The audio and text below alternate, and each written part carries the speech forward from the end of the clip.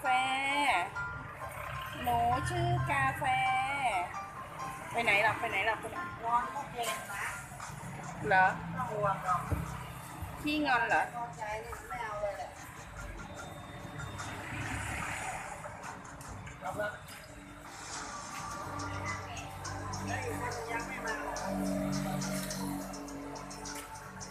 เล่นกับพี่พีทนะ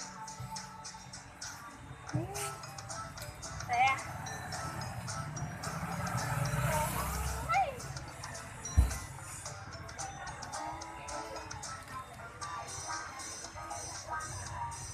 มันชอบกิ้งอ่ะนั่นไงกิ้งแล้ว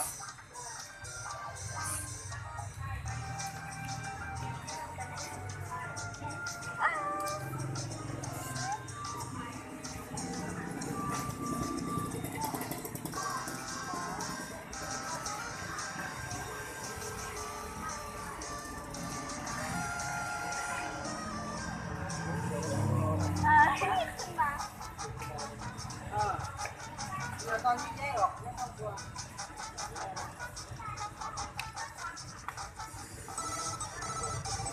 ขึ้นมาขึ้นมาขึ้นมานี่เดี๋ยวเอ้ยตรงนี้นะ ก็แต่งตัวอะไรบ้างฮะอันเนี้ยไอ้นักบินเนี่ยก็มีโอมีก้า